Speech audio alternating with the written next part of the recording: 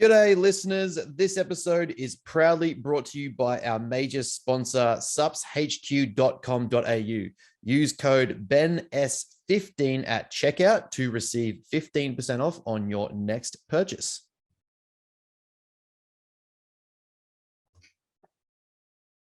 G'day, listeners, and welcome back to another episode of the Matter Mentality podcast. On the last episode, we got a little bit deep there, talking about all things to do with bit of my history, the passing of my father, and how that sort of led me to the perspective and mindset that I have now.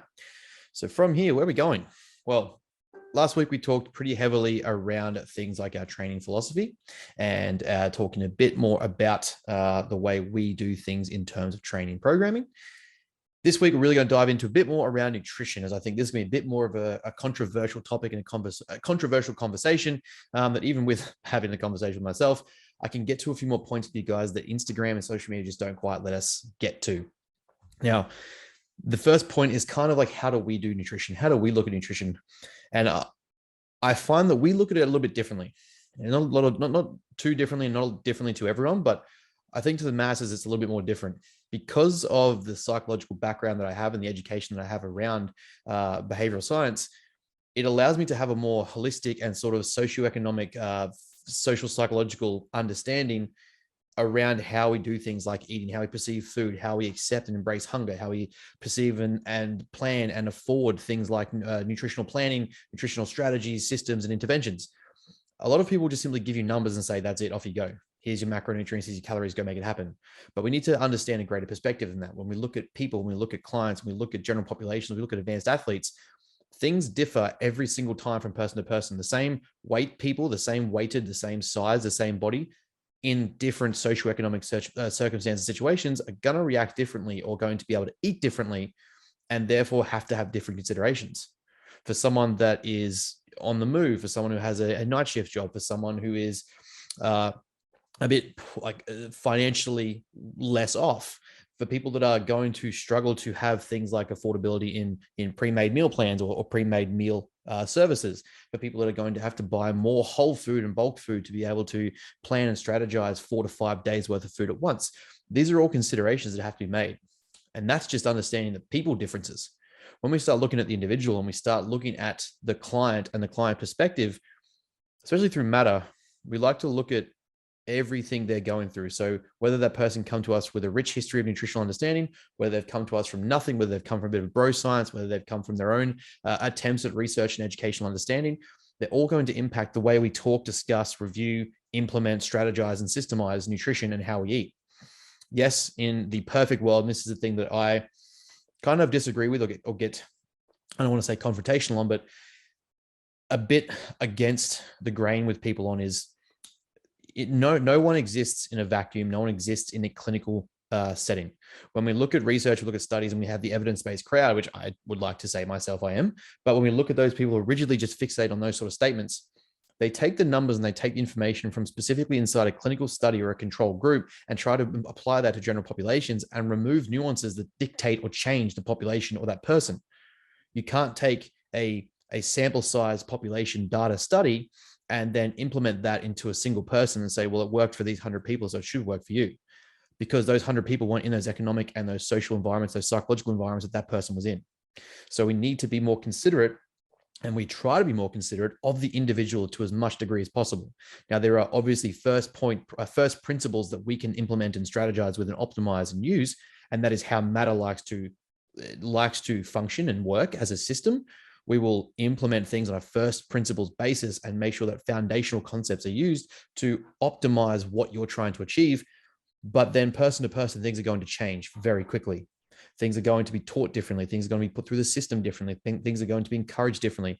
Where one person is in week one is not going to be the same as where the next person is at week one. Where one person going through a cut is not going to be the same as another person going through a cut. Even if they're on the same calories, those things are going to be very different. The food choices we make, the food selections that are available, the food options that we have, digestibility issues, previous dieting history, previous bulking history, previous growth phases.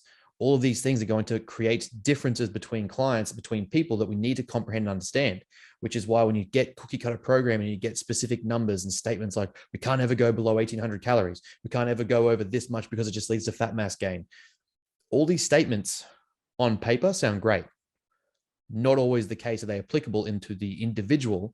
And that's why we have to understand from the, yes, understanding from the top down is great. Top down processing is a very common occurrence, but we also need to understand from the bottom up.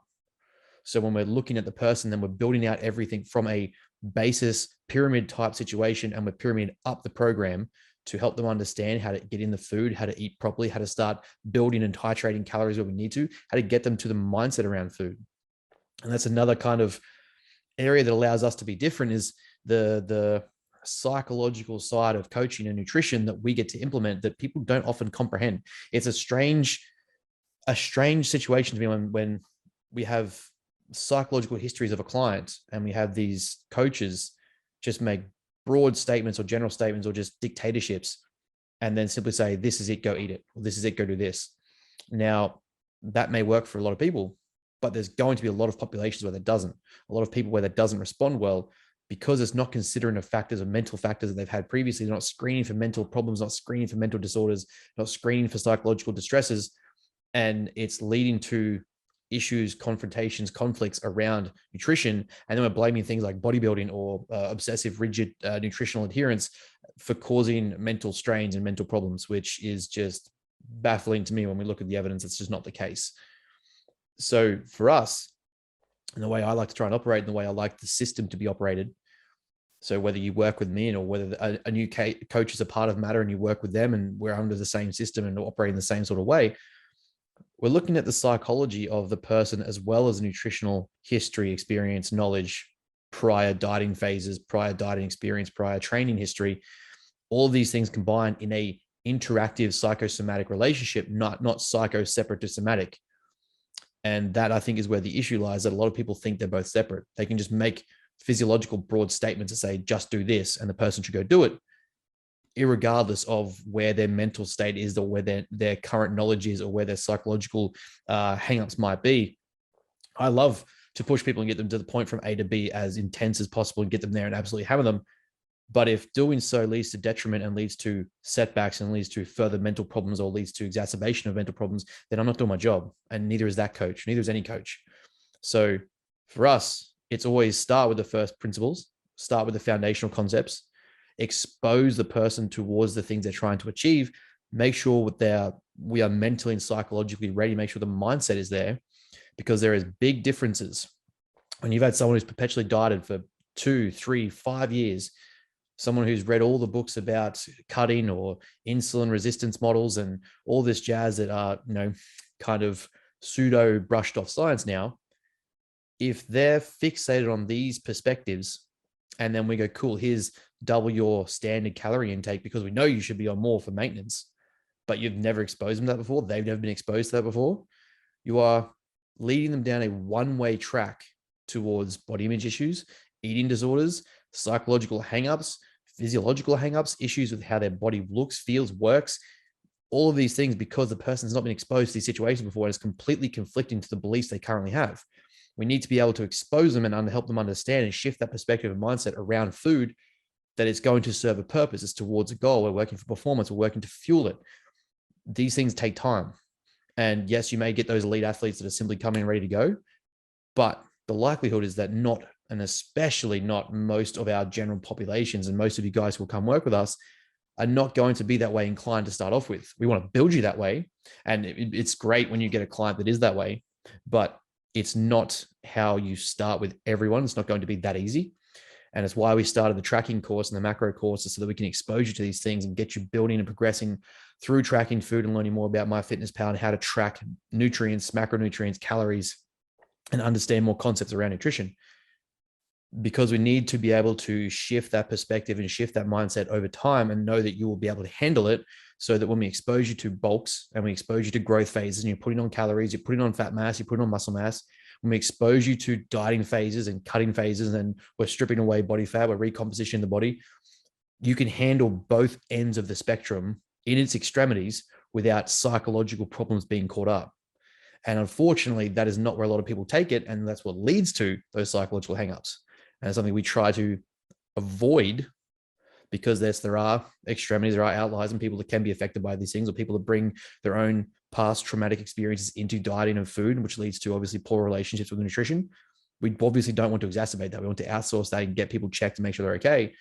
But we can mitigate that as much as possible by having those conversations, explaining the points of these processes and these phases, understanding or guiding you through what these first principles are and what these basic fundamental concepts are, so that you can understand and grasp where they're going to take you. So when it happens, you're not surprised, you're not thrown off, you're not shocked, you're not disappointed, angry, confused, worked up, emotional. You're not building an emotional identity around a physical appearance or that specific phase of dieting. Too many people, I find, associate themselves with that phase of their diet or how they look, and therefore that's where they stick. And when they go past that, either leaner or bigger or put on more fat mass, that's where we start to lead towards those psychological issues in regards to appearance and physical performance. So if we're more associated with the narrative of being a person who is a doer or someone who is doing or in the act of, then the body composition is irrelevant. It's more so the act of the process towards achieving the goal. If we're striving simply to be shredded all the time, then the second that's not the case, or we change our cycle, we change our food phase, we change our nutrition, we change something, and that compositional point changes, then we start getting those emotional hangups. And it's something that is leading a lot of people to a lot of problems when it comes to coaching, nutrition, bodybuilding, physique-based goals.